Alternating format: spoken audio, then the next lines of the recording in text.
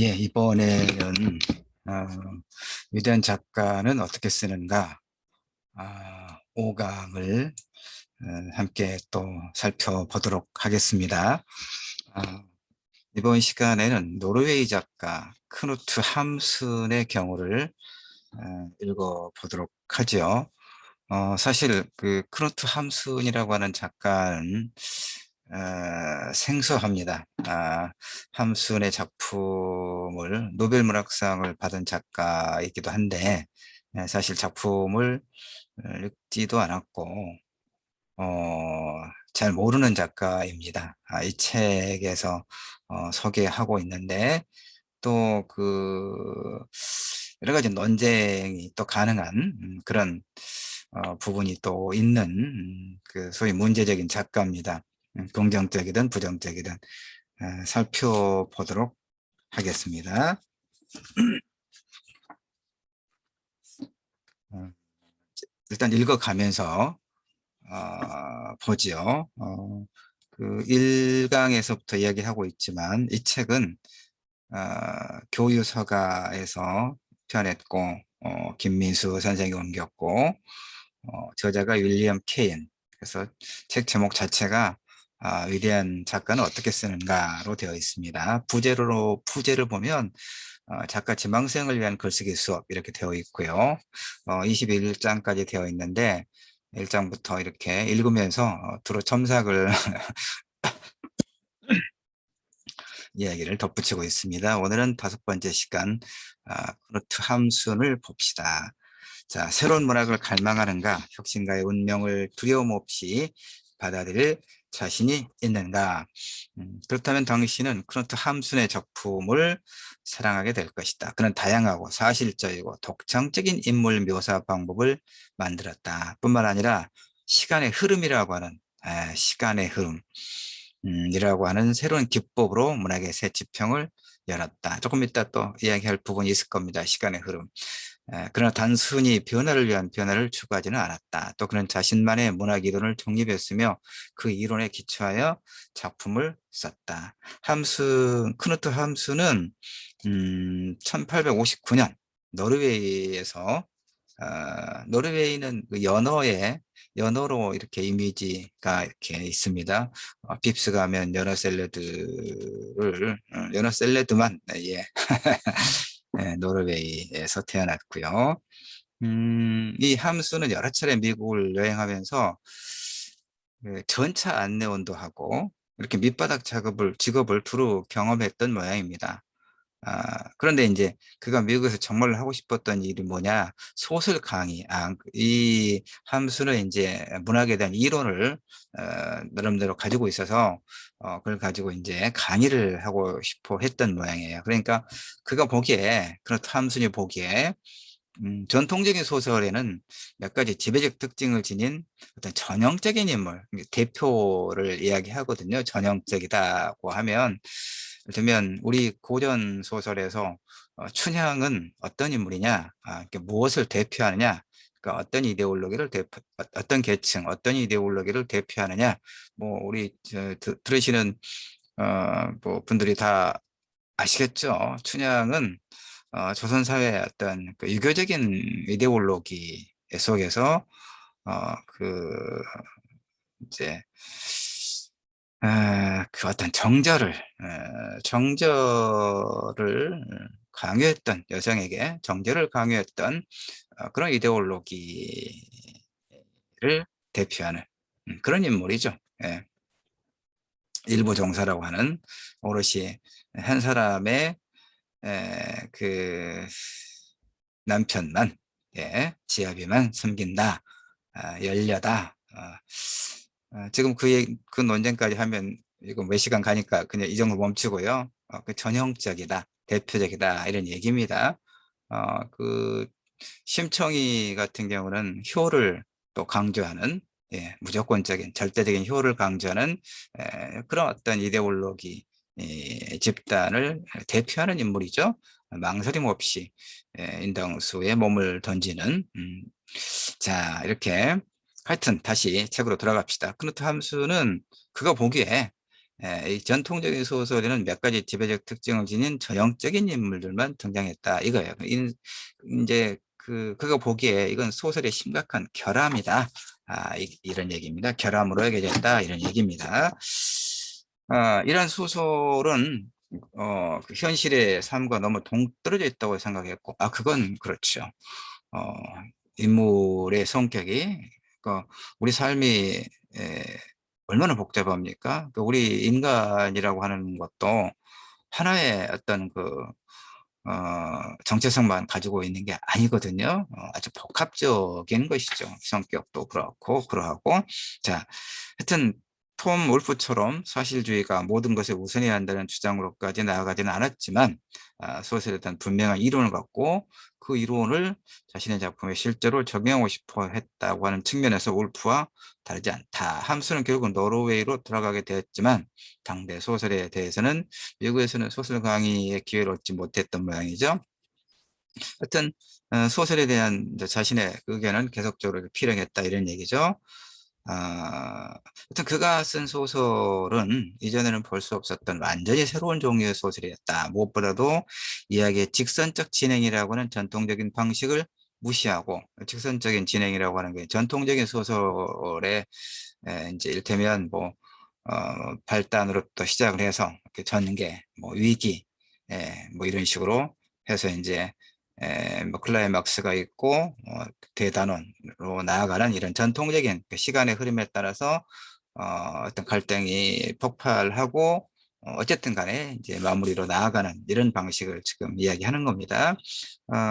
이런 방식을 무시했다 이런 얘기입니다. 이 노르웨이 작가 크누트 함수는. 그리고 또 지난 시간에 살폈던 도스토옙스키에서 배운 소위 내면의 독백을 이용해서 두 가지 이상의 시간대를 자유자재로 이동했다 이런 얘기입니다. 그런가 하면 등장인물의 내면 상태를 묘사하기 위해서 꿈을 꾸는 장면을 또 이용했다고 합니다. 꿈 장면을 통해서 얻은 가장 큰 성과라면 등장인물 의식 속에서 희미하게 깜빡거리는 빛을 낚아채 이전에는 누구도 예측할 수 없었던 등장인물의 의식을 더 가까이에서 엿볼 수 있게 됐다는 그런 것. 예.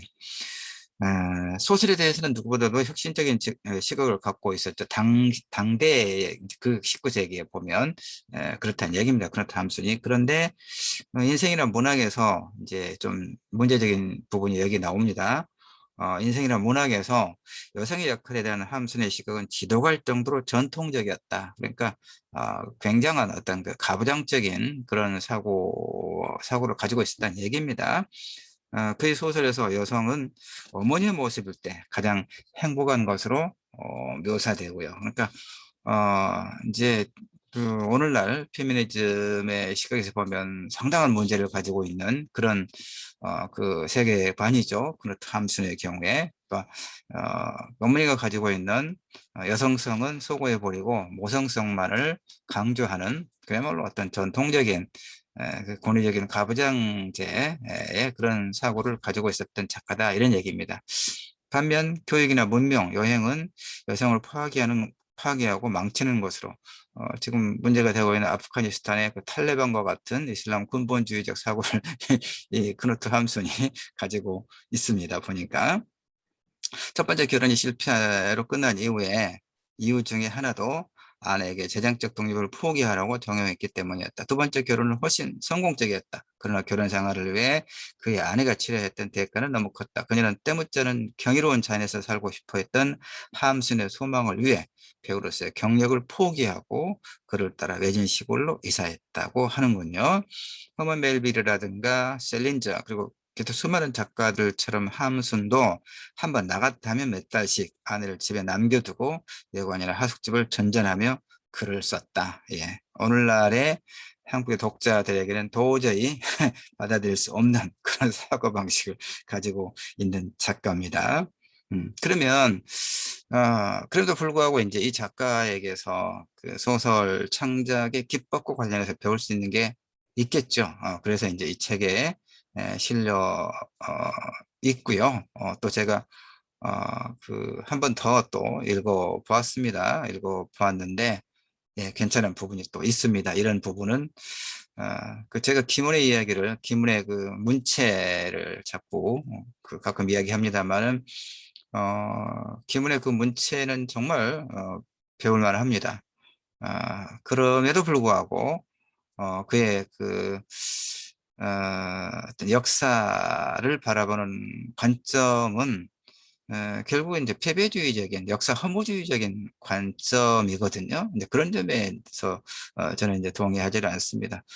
결국 싸워봐야 질 것인데 이런 거거든요. 역사는 그런 이제 역사 허무주의적 사고방식도 있고 그다음에 또 작가로 나오기 이전에 시사저널의 편집국장으로인가 있을 때 김은은 신문기자 출신이거든요. 20년 이상 신문기자였기 때문에 그 문장 자체가 굉장히 건조하고 이제 그렇습니다만 어쨌든 굉장히 그 가부장적인 사고방식을 지니고 있는 사람이에요. 그래서 결국 이제 기자도 그만두고 그런 작가죠. 그러나 하여튼 워낙 그 소설에 대한 어떤 그 소설을 잘 쓰죠. 독자가 많고. 자, 그러니까 이게 좀 딜레마입니다. 그 사람이 어떤 사람이 가지고 있는 작가가 가지고 있는 어떤 세계관은 되면 나와는 전혀 맞지 않다. 어, 그러면 그 사람을 작가로서의 그 사람의 작품을 다 폐기해 버릴 거냐? 또 그렇지는 않다는 얘기입니다. 그 작가가 가지고 있는 어떤 뛰어난 장점이 있거든요. 이게 이제 사실은 뭐 오늘 이야기를 이상하게 길게 하고 있습니다만은 그 최근에 이제 제가 쓰고 있는 논문 중에 하나가 써서 오도록 보냈는데 전화를 보내긴 했는데 30년대 소위 이제 그 순수문학을 주창했던 소설의 김동희 그다음에 시 쪽에서는 김영랑 이런 사람들이 순수문학을 주창했던 사람들인데 이들의 어떤 정치적 무의식의 문제를 제가 이제 다루고 있는 논문을 한 편 썼는데 그러면 이제 그런 사람들은 결국은 그 대놓고 친일을 하진 않았지만 김동희나 김영랑은 그러나 결과적으로 30년대라고는 그 제국주의자 일본 제국주의자들의 그 총독부 정치를 용인했거든요. 결과적으로 그랬거든요. 그러면 이제 그런 사람들 또는 이제 대놓고 친일했던 뭐 김동인이나 이광수 이런 사람들의 역사적 평가로 인해 그 문제로 인해서 그들의 작품을 다 폐기해 버릴 것인가 서정규도 그렇고 이런 이제 딜레마가 있습니다. 예.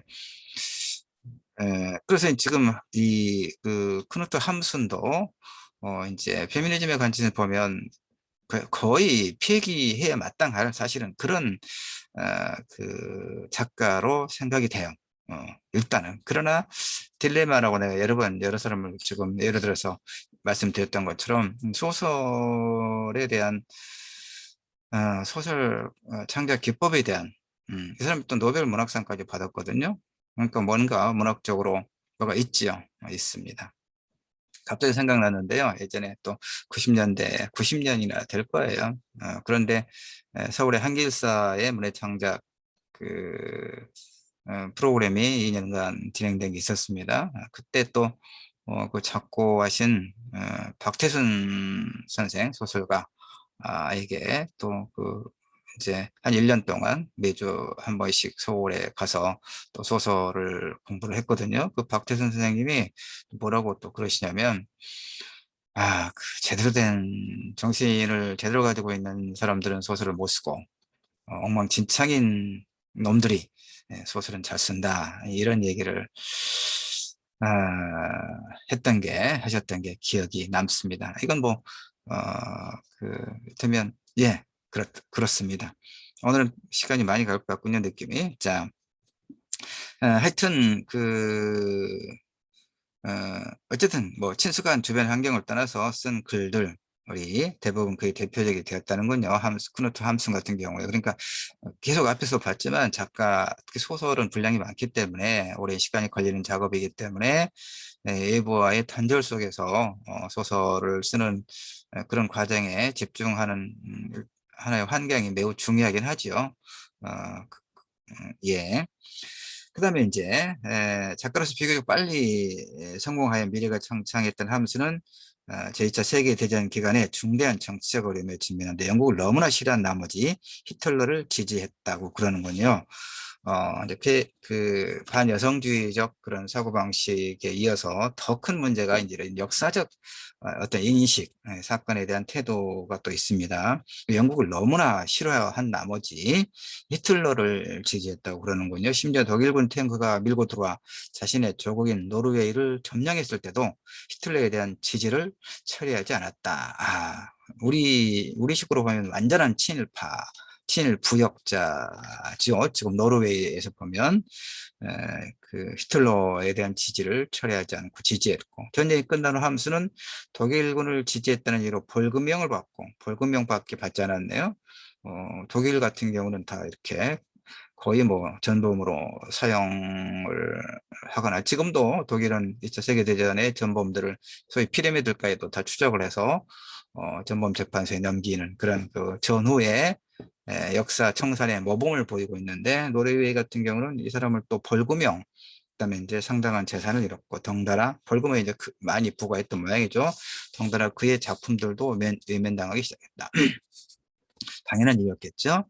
특히 영국과 미국에서는 거의 쓰레기만 도 못한 취급을 받았다. 정치적 견해를 너무 딱 부러지게 밝히는 바람에 이제 이 글쓴이는 지금 이렇게 좀 그 중립적이랄까 좀 이제 부드럽게 표현을 하고 있습니다. 정치적 견해를 너무 딱 부러지게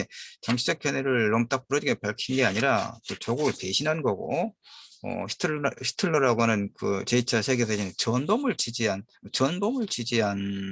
범죄 행위를 한 거죠. 이 사람은 정치적 견해를 너무 딱 부러지게 밝힌 게 아니고, 또 그럼에도 이제 이 글은 뭐라고 또 이야기하고 있냐면, 그런 진정한 의미의 친독주의자는 아니었다. 그럼 뭐예요? 그러니까 내가 지금 사실 어젯밤에 이 크누트 함순의 그 챕터를 한번 쭉 읽으면서 이걸 내가 그 5강으로 이 책 그대로 순서대로 이걸 해야 되나 하고 고민을 좀 했긴 했어요.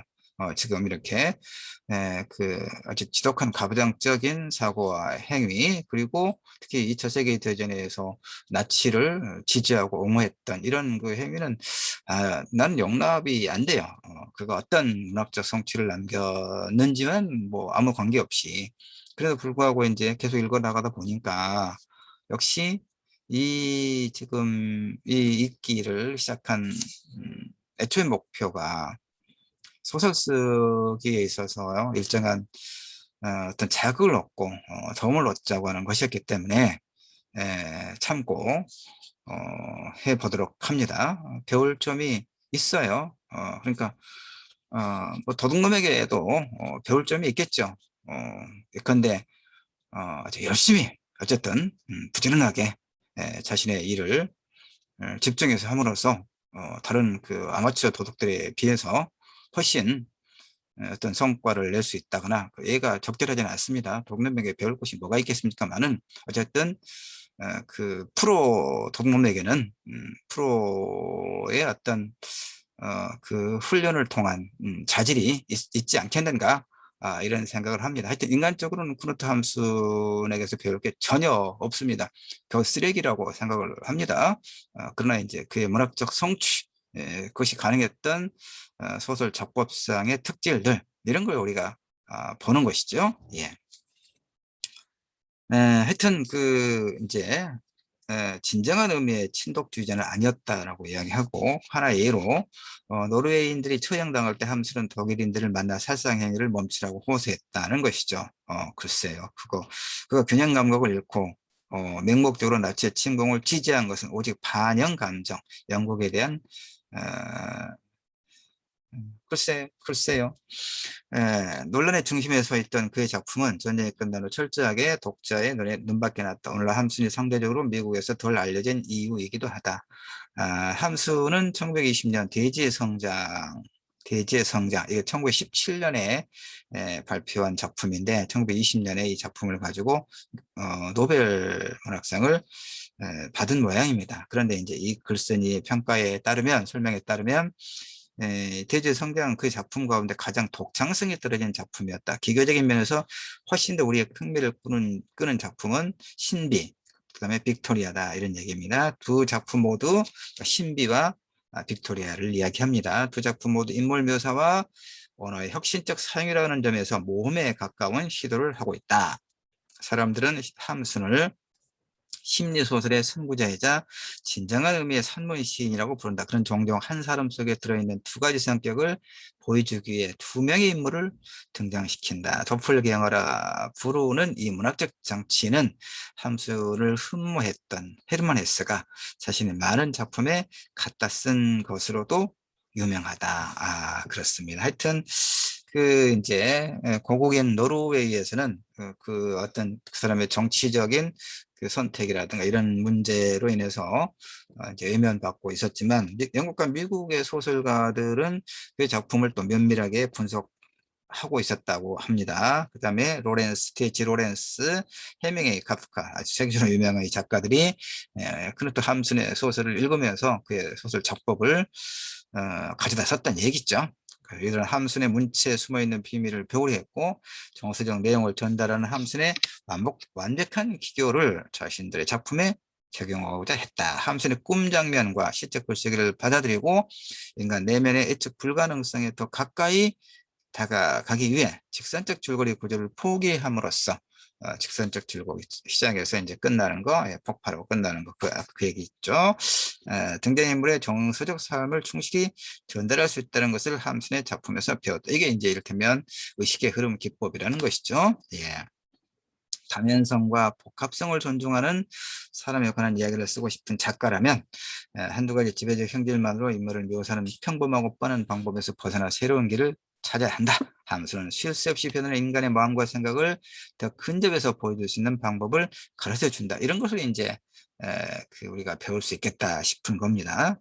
자, 전통적인 소설에 대한 함수의 비판은 전적으로 옳았다. 대부분의 소설은 직선적인 방식으로만 이야기를 펼쳐나간다. 즉 시간의 한 지점에서 시작한 이야기는 일련의 에피소드와 장면을 거치며 앞으로 나아가죠. 그러다 불씨가 되는 사건이 본격적으로 가동되기 시작하면 우연에 의해 연결되어 있던 에피소드들과 장면들이 마치 우르르 무너지는 도미노처럼 서로 영향을 미치고 물론 이제 현대의 작가들도 그 회상의 기법, 플래시백 기법을 사용해서 직선적인 진행에 제동 그러죠. 지금은 그렇습니다. 이 플래시백은 이제 많이 활용되고 있죠. 그러니까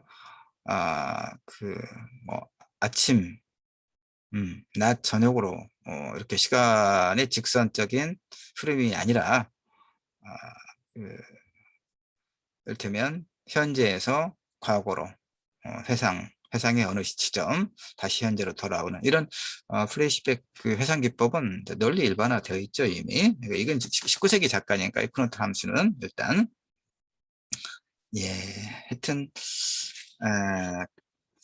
하여튼 이 부분과 관련해서 이 크노트 함수는 직선적이고 이성적인 방식보다는 꿈을 이용한 자기 성찰적 접근을 선호했다 이런 얘기입니다. 해밍웨이나 카프카 같은 작가가 함수의 작품을 존경하고 연구했던 것은 그다지 놀랄 일도 아니다. 그들은 더욱 효과적인 작품을 위해 필요한 기법이라면 언제라도 배울 준비가 되어 있었다. 바로 이겁니다. 제가 크노트 함수를 이 5강에서 읽고 이야기하는 이유가 오직 이거 효과적인 작품을 쓰기 위해서 필요한 기법이라면 더욱 놈에게라도 배워야 한다. 이런 생각에서 그렇게 하죠. 자, 그 다음에 이제 7차 세계대전의 기억이 멀어져 가면서 함수의 인기도 또 노르웨이에서는 또 되살아나고 있는 모양입니다. 기억에 대한 상실은 우리나라나 그쪽이나 크게 다름이 없는 모양입니다. 그 다음에 이제 그 함순이 문학에 기여하는 가장 중요한 공로 중에 하나가 뭐냐면 에밀 졸라의 캐릭터 접근법을 거부한 것이다 라고 또 설명하고 있습니다. 실제로 함순은 지배적 특징을 내세워 등장인물을 묘사하는 자연주의 작가들을 대놓고 비웃었다. 함순은 등장인물을 몇 가지 지배적 특징으로 한계에 지우는 것을 인위적이라고 생각했다. 그런 인물은 도무지 진짜 같지가 않았다. 함순은 도스토옙스키의 작품에 등장하는 인물들, 즉 상황에 따라 이랬다 저랬다 마음이 바뀌고 앞으로 어떤 행동을 할지 예측이 불가능한 인물이야말로 진짜 인간에 가깝다고 생각했다. 이건 이건 그렇죠. 이건 그렇습니다. 도스토옙스키에게서 강한 영향을 받은 함수는 자신의 등장인물 중에 지배적 특징으로 설명할 수 있는 인물은 단 한 명도 없다고 주장했다는군요. 대신 함수의 소설에는 변덕이 죽골 듯하거나 하나의 특징을 선보이는가 싶으면 깜짝할 사이에 그리고 뜬금없이 아무런 관련 없는 또 다른 특징을 드러내는 인물이 등장하더라. 이렇게 이런 여러 가지 측면에서 함수는 독특하고 현대적인 작가였다는 것이죠. 자, 그 다음에 다중시간대라고 하는, 그러니까 뭐 멀티 타임 존이라고 하는 다중시간대 기법의 장을 한번 보도록 하죠. 함슨의 소설에서 자주 반복되는 패턴이 하나 있는데, 이를테면 이런 거예요. 주인공은 혼자 한 마을에 도착하고 그곳에 살고 있는 젊은 여자에게 반하고, 여자는 주인공이 개포하는 행동에 깜짝깜짝 놀라지만 그의 구애에 결코 무관심하지 않고, 이런 하나 패턴이 있는데, 이걸 이제 보다가 생각나는 게, 사실 작가에게는 패턴이 있죠. 이렇게 윤대영 소설의 패턴은, 이제 최근의 소설, 그러니까 윤대영 소설의 패턴은 주인공 남성이 늘 어느 날 문득 여행을 떠납니다. 다 집어치우고 여행을 떠나고, 그다음에 이제 낯선 여행지에서 또 그 어떤 음, 하여튼 아름답고, 그리고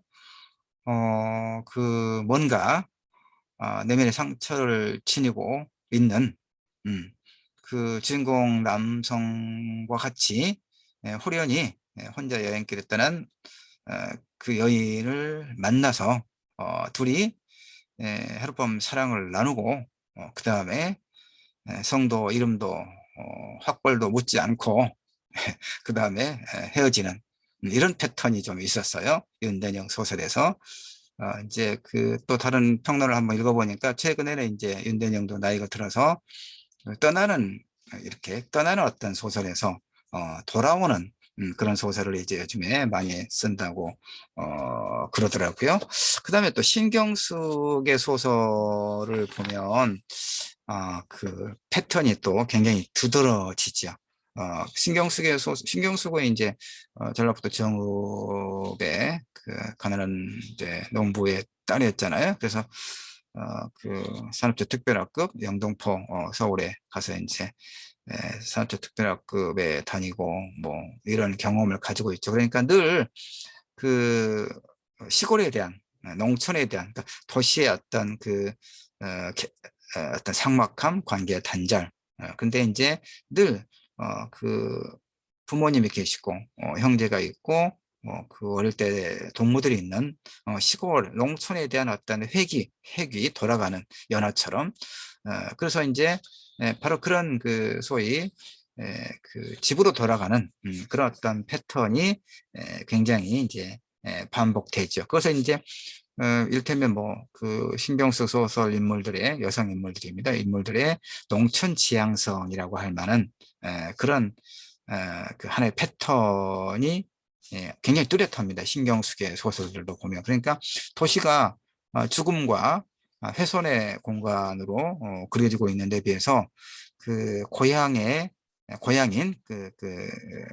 태어난 곳인 고향의 농촌 공동체는 보살핌과 친밀함이 경험되는 그런 화이로운 공간으로 그려지거든요. 그래서 신경수 소설의 여성인물들은 향수병 환자가 떠오를 만큼 고향에 대한 어떤 갈망의 정서를 가지고 있습니다. 그의 작품 거의 모두가 그렇습니다. 그러나 이제 그러니까 신경숙의 소설에서 농촌은 신경숙식 가족, 그의 가족 특유의 애착과 연결의식이 존재하는 그런 곳이죠. 그것도 이제 되게 이제 연결성, 친밀성, 이런 어떤 관계성을 중요하게 여기는 그런 어떤 세계관이 소설에 반영되고 있긴 있죠. 그다음에 이걸 또 부정적으로 보는 논자들은 오늘날의 농촌에서 그런 어떤 소위 관계 연결성과 친밀성이 남아 있는가 하는 이제 그런 부분을 또 문제 삼기도 합니다. 그래서 그 농촌 역시 도시와 다를 것 없이 개발이 진행 중인 근대적 공간일 뿐이다. 그 빈곤이라든가 박탈감, 그리고 여러 어떤 삶의 곤경이 도시에서처럼 농촌에서도 존재하고 있다는 그런 점에서 결국 그 유토피아와는 거리가 멀다. 그런 의미에서 그 신경숙 소설의 이런 어떤 그 패턴, 그 비슷한 이야기들의 반복과 변화 속에서도 일정한 그런 어떤 패턴, 즉 도시에서 농촌으로, 물론 이제 또 신경숙도 그 후기작, 아직은 뭐 활동을 하는 작가니까 후기작이라고 하기는, 규정하기는 그렇지만, 하여튼 초기에 그런 도시에서 농촌으로 해서 농촌에서 도시로 물리적으로 이동하는 뭐 이런 이제 어떤 패턴이 또 있기도 합니다. 예. 하여튼 패턴을 이야기하다 보니까 윤대영도 그렇고 신경숙도 그렇고 생각이 좀 나서 이야기를 덧붙였습니다. 예.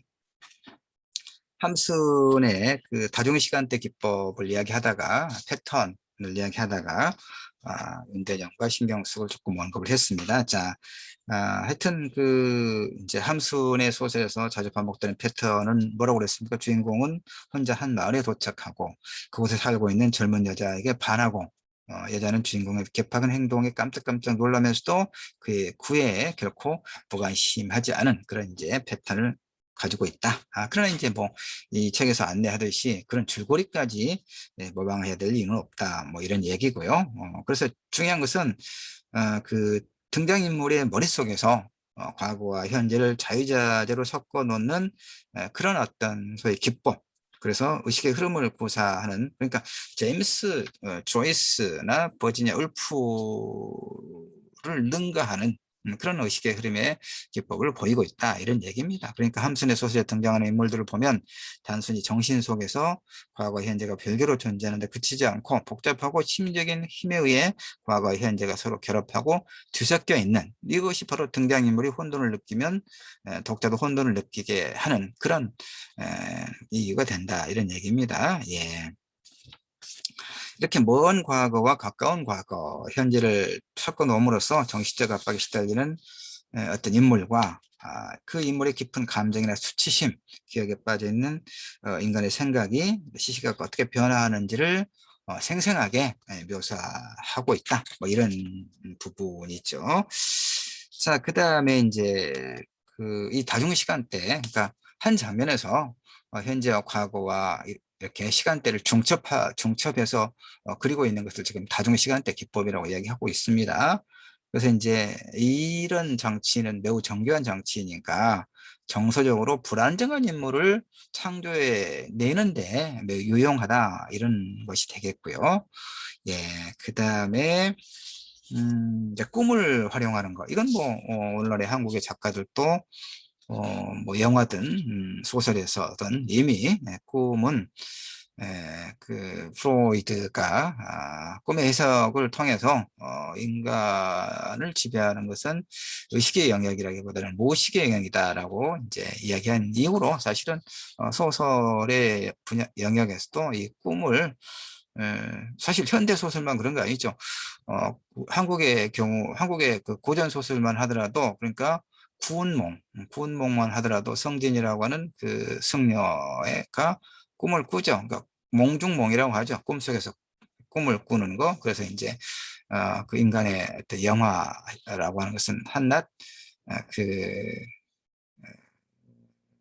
허무하다라고 하는 그런 그 영원한 어떤 그 절대적 진리의 세계가 아니고 인간의 삶이라고 하는 것, 그 영화를 꿈꾸는 것은 허망한 것에 불과하다, 이런 주제를 담고 있는 그 고전소설 구운몽, 그다음에 그것의 근원설화인 조신몽, 이런 것들도 다 꿈을 활용해서 어떤 주제를 전달하고 있는 것이죠. 그러니까 크누트 함슨만 사실 그런 건 아닙니다. 그 우리의 고전 소설 이렇게 구운몽이라든가 조신몽이 프로이드의 그런 근대적인 그 무의식의 어떤 그 발견이라고 하는 근대적인 그 어떤 이론을 받아들였는지는 확인할 수 없지만 이 꿈을 소설에서 활용하고 있는 것은 우리 한국 문학의 전통에서도 얼마든지 찾아볼 수 있는 내용이다. 이런 얘기죠. 예, 그리고 그래서 이제 함순에게 그 중요한 것은, 그러니까 꿈을 활용하는 데 있어서 중요한 것은 현실이 아니라 주인공을 억누르고 있는 그런 감정, 꿈은 이야기를 더 박진감 넘치게 끌고 가기도 하다, 이런 얘기죠. 함순의 말년은 고통스러웠다고 하는군요. 법정에서는 반역자 판결을 받았고, 반역자죠. 강제로 입원하게 된 정신병원에서는 그가 정신적으로 문제가 있다고 생각하는 의사들에게 여러 가지 검사를 받으며 시달렸고, 그러나 그는 정신이 이상한 적은 없었다는군요. 오히려 대단히 지적이고 의사들보다 더 섬세한 감정에 소유주였다. 그러기는 하겠죠. 작가니까 인간의 삶의 어떤 정서를, 그 정서의 결을 이렇게 언어화했던 작가니까 그 섬세한 감정의 소유자였겠죠. 그런 자신의 경험을 바탕으로 1949년에 너무 커진 길 위에서라는 작품을 썼고, 이것이 함순의 이제 마지막 작품이었다고 그럽니다. 함순의 이 작품에서 의사들과 변호사들이 예술가를 분석하려고 할 때 저지를 수 있는 실수들을 섬세한 감성으로 포착해 써내려 갔고, 작가이자 정신과 의사인 로버트 콜스는 함순은 한 사람이 다른 사람에게 어떻게 모욕과 수치를 줄 수 있는지, 그러니까 이 정신병원에 입원해 있을 때 겪었던 그 어떤 의사들이 이를테면 환자들을 어떻게 모욕과 수치감을 안기는가 하는 부분을 섬세하게 이 마지막 작품 너무 커진 길 위에서에서 자전적 작품이 되겠네요. 잘 이제 드러냈다, 이런 얘기입니다. 마지막입니다. 현대 작가들은 함순의 작품을 연구함으로써 예민한 감성을 개발하는 것이 얼마나 중요하고 가치 있는지를 배울 수 있다. 예민한 감성을 연마하다 보면 전향에서 탈피해 사람의 가슴과 머릿속으로 깊이 파고 들어가는 방법을 찾아내게 될 것이다. 함순의 또 다른 유산, 즉 지배적 특징이라고 하는 진부한 틀에 얽매이지 않고 글을 쓰는 방법은 분명 모방하기 쉽지 않지만, 즉 함수는 인물이 항상 행동을 해야 하는 것은 아니라고 생각한다. 인물이 항상 행동을 해야 하는 것은 아니라고. 전형에 도전할 때는 위험이 따른다. 그러나 위대한 작가들은 모든 위험을 감수하고 평범함을 뛰어넘겠다는 목표를 세웠다. 해밍웨이와 카프카, 헤세가 그랬듯이 함순이 걸어간 혁신적인 길을 따른다면 당신도 현대소설의 최첨단 대열에 서게 될 것이다. 최첨단 대열에까지는 놔두고라도 50권 이상이 팔리는 소설을 써야 되겠죠. 그렇다고 사실주의나 장면 구성, 주 인물의 지배적 특징을 완전히 무시하라는 얘기는 아니다. 그럼 어쩌라는 얘기입니까? 예. 예. 하여튼 그 위대한 작가들의 그 뛰어난 소설의 작법들을 두루 공부하면서 자신의 패턴에 맞는, 그러니까 내가 내 소설에서 담고자 하는 이야기와 그 이야기를 통해서 독자와 소통하고자 하는 주제의식이 무엇인가에 따라서 우리가 그 모방할 수 있는 그 어떤 작가의 소설 작법은 다르겠죠. 그러니까 자신의 이야기에 걸맞는 작법을 우리가 이제 취사, 선택, 활용하면 된다. 이렇게 보고 있습니다. 이론은 이렇게 제가 잘 압니다. 예, 감사합니다. 이 정도 하죠? 예.